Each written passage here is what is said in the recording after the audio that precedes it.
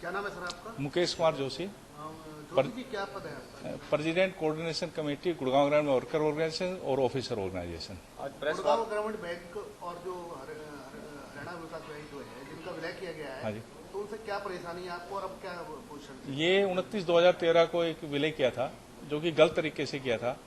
पहले 2 बार हमारे फेवर में रिपोर्ट बनी थी। हुड्डा जी ने एक लेटर दिया, उसके आधार पर अनऑडिटेड फिगर डाल के ये अमलगेशन कर दिया गया और इसके अगेंस्ट हम आवाज उठा रहे हैं बार बार। अमलगेशन होने के बाद हमारे साथ जो व्यवहार हो रहा है पीएनबी के द्वारा बदवा मजदूरों की तरह हो रहा है। हमारे एम्प्लॉइज को शोकाज नोटिस, चार्जशीट, ट्रांसफर धमकाया जा रहा है कि जितने भी आपने सीसीआई, सीवीसी, कैग में जो रिपोर्ट कंप्लेंट की वापिस लो, वरना हम आपको बैंक से निकाल देंगे। अभी स्केल 4 की कुछ प्रमोशंस की थी इन्होंने। गवर्नमेंट ऑफ इंडिया की जो गाइडलाइन थी वही चेंज कर दी सारी और उन्होंने वो प्रमोशंस कर दी।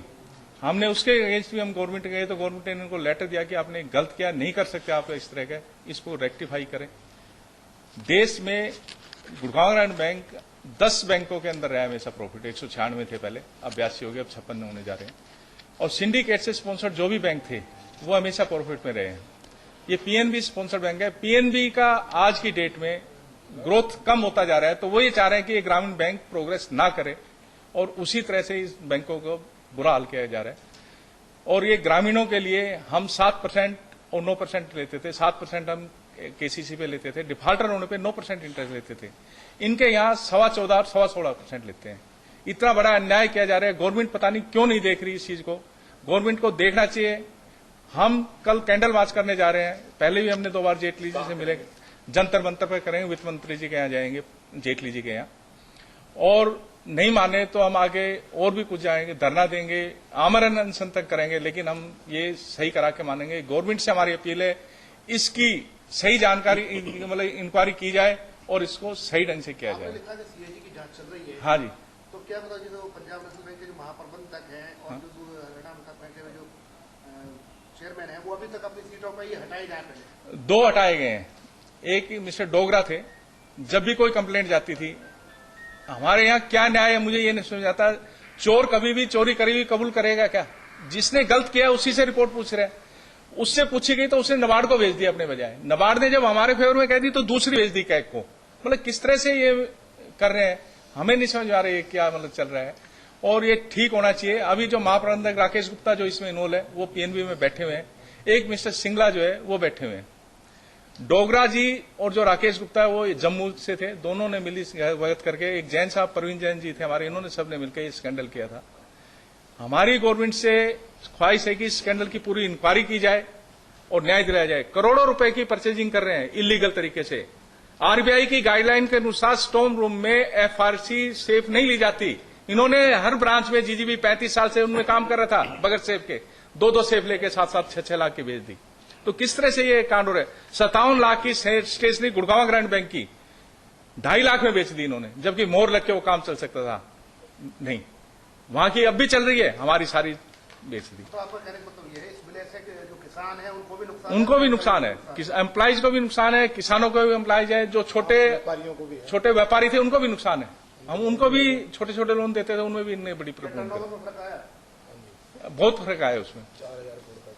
जो अमलगेशन के टाइम 17 करोड़ बिजनेस था, 17,000 करोड़, वो करीब 14,000 तो जब ही आ गया था फरवरी में ही, नवंबर से जो फरवरी में आए। तो आप ये देख लो कि कितना फर्क आ रहा है। 8-9 करोड़ का नुकसान है। क्या नाम है आपका, क्या पद है? सर मेरा नाम प्रदीप गर्ग है, मैं ऑफिसर ऑर्गेनाइजेशन का प्रेसिडेंट हूँ। क्या कहना चाहते हैं? जो अमलगेमेशन हुआ था हरियाणा ग्रामीण बैंक और गुड़गांव ग्रामीण बैंक का, वो अपने आप में गलत था और उस चीज को गवर्नमेंट ऑफ इंडिया ने एक्सेप्ट किया है। मैं प्रेस में एक आरटीआई हम रिलीज कर रहे हैं जिसमें गवर्नमेंट ऑफ इंडिया अपने आप एक्सेप्ट करती है कि ये गाइडलाइंस के अगेंस्ट हुआ था। और गाइडलाइंस के अगेंस्ट अमलगेमेशन तो हुआ ही था। अमलगेमेशन के बाद भी जो स्टाफ के साथ अनजस्टिस हो रहा है, तब अब भी ये नई मैनेजमेंट बाज नहीं आई। इसके बड़े अच्छे एग्जाम्पल 2 हैं कि प्रमोशन स्केल 3 से स्केल 4 की गई थी। गवर्नमेंट ऑफ इंडिया ने इनको बोला कि उसको ठीक करें, इन्होंने आज तक उसको ठीक नहीं किया। दूसरा, गुड़गांव ग्रामीण बैंक स्टाफ को जो चार्जशीट दी जा रही है वो हरियाणा ग्रामीण बैंक के रूल रेगुलेशन से दी जा रही है। जबकि वो कभी हरियाणा ग्रामीण बैंक के स्टाफ रहे ही नहीं। खुद गवर्नमेंट ऑफ इंडिया इनको एडवाइस कर रही है बार बार। क्यों दी जा रही है, क्या आवाज उठाने के खिलाफ? चार्जशीट सिर्फ गुड़गांव ग्रामीण बैंक स्टाफ को इसलिए दी जा रही है ताकि वो अपना प्रोटेस्ट जारी ना रख सके। Competition commission of India, CAG, CVC में जो भी इंक्वायरियां चल रही हैं वो दबाव डाल के इनको विड्रॉ करवाने की कोशिश कर रहे हैं। और गवर्नमेंट ऑफ इंडिया भी बार बार अपने क्लैरिफिकेशन में जो हम एक आरटीआई और दे रहे हैं प्रेस को, बार बार कह रही है इनको कि आप हरियाणा ग्रामीण बैंक के रूल रेगुलेशन से गुड़गांव ग्रामीण बैंक स्टाफ को चार्जशीट नहीं दे सकते। लेकिन आज तक ना तो इन्होंने कभी कोई चार्जशीट विड्रॉ की और ना कोई रेक्टिफिकेशन की, और अभी तक इशू किए जा रहे हैं बार बार। साथ साथ में इसी तरह से जो हमारी लेडीज स्टाफ हैं, कुलीग हैं, SC ST हैं, उनमें गवर्नमेंट ऑफ इंडिया के पूरे वायलेशन कर रहे हैं। लेडीज स्टाफ की पोस्टिंग में गवर्नमेंट ऑफ इंडिया बिल्कुल साफ कहती है कि ये नियरेस्ट ब्रांच या विद इन 10 किलोमीटर होने चाहिए, जबकि इन्होंने लगभग 100 किलोमीटर तक उनके ट्रांसफर किए। SC ST में, फिजिकल हैंडीकैप में, उनको भी इन्होंने 100 किलोमीटर से ज्यादा किया है।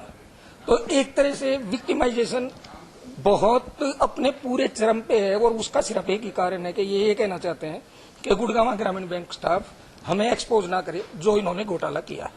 विलय क्यों किया गया था, क्या कारण दिए? बेसिकली विलय जो था वो गवर्नमेंट ऑफ इंडिया की पॉलिसी थी, लेकिन जो ये विलय हुआ था वो पॉलिसी को एक तरह से साइड लाइन करके हुआ। पॉलिसी में जो होता था कि 31 मार्च का बिजनेस होगा, ऑडिटेड फिगर्स होंगे और छोटा बैंक बड़े बैंक में होगा, जबकि इसमें पॉलिटिकल प्रेशर के कारण से 30/9 के फिगर लिए गए, अनऑडिटेड लिए गए और बड़े बैंक को छोटे बैंक में विलय कर दिया गया। इसीलिए हम प्रोटेस्ट इसमें कर रहे हैं।